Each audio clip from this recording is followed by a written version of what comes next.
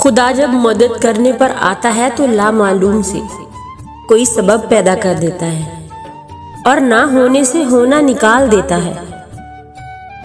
4 दिन भी कोई दूसरा नहीं निभा सकता, 4 दिन भी कोई दूसरा नहीं निभा सकता जो किरदार बाप पूरी जिंदगी निभाता है।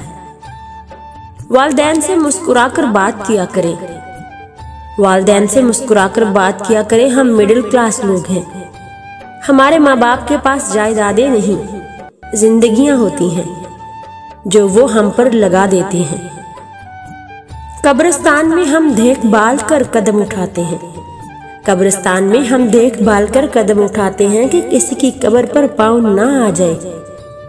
जबकि जिंदगी में तेज चलने की धुन में न जाने कितना जिंदा इंसानों और उनके जज्बों को पाँव तले रौंदते चले जाते हैं और एहसास भी नहीं होता।